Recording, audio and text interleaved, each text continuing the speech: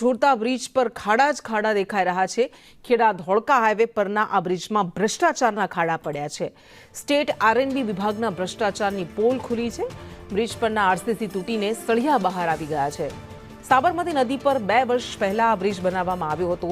29 કરોડના ખર્ચે 2023માં બ્રિજ બનાવાયો હતો।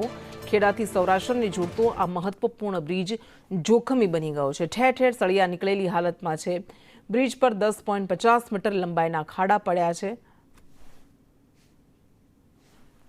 તો આ દ્રશ્યો આપને બતાવી રહ્યા છે। આ ધોળકા ખેડા હાઈવેના દ્રશ્યો છે। અહીંયા વાહનોના ટાયર ફાડી નાખે એવા સળિયા બહાર નીકળી ગયા છે। આ બ્રિજની અત્યારે હાલની પરિસ્થિતિ જોઈએ તો ગાબડા પડી ગયા છે, સળિયા દેખાયેલા છે।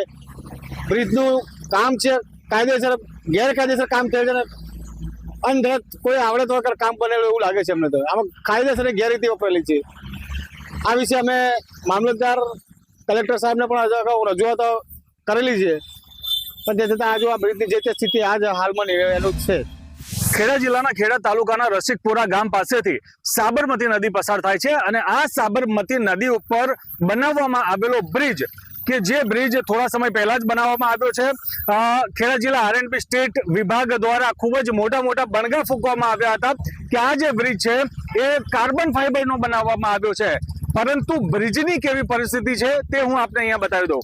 અહીંયા આપ જોઈ શકો છો કે દિવસના હજારો જેટલા વાહનો અહીંયાથી પસાર થાય છે અને આ બ્રિજના જે સળિયા છે એ સળિયા આખે આખા બહાર નીકળી ગયા છે।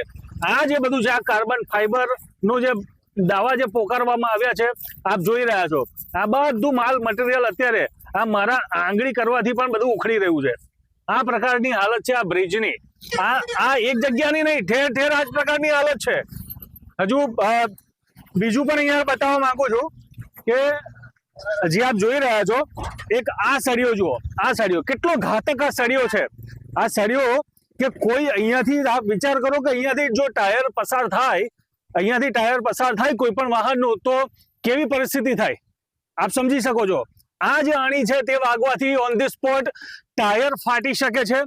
આ બ્રિજ પર કોઈ 40, 50, 60ની સ્પીડે જતું હોય, આ સળિયો જો ટાયરમાં ભોંકાઈ જાય અને ટાયર ફાટી જાય તો તુરંત જ આ જ રોડ પર આ જે બ્રિજ છે તે બ્રિજ ઉપરથી એ ગાડી પલટી ખાઈ શકે છે, 4 પલટી ખાઈ શકે છે, પૂરેપૂરી શક્યતા છે। એ પ્રકારની અહીંયા પરિસ્થિતિ છે, પરંતુ ફક્ત ને ફક્ત આરએનબી વિભાગને પોતાની વાહવાહી લૂંટવામાં જ રસ છે અને કાર્બન ફાઈબર બનાવવાના દાવા કર્યા છે, પરંતુ કેવી પરિસ્થિતિ છે આપણે આપણી નરી આંખે જોઈ। કેટલાક સ્થાનિકો છે તેમની સાથે વાત કરીએ। જે રીતે અહીંયા સ્થાનિકો છે આપણી સાથે, શું નામ છે આપનું? પટેલ પાર્થ। આ બ્રિજ શું પરિસ્થિતિમાં છે અત્યારે? સળિયા બધા બહાર દેખાઈ ગયા છે, બેદરકારી વાળું કામ છે। અંદાજે કેટલા સમય પહેલા રોડ તૈયાર થયો, બ્રિજ તૈયાર થયો?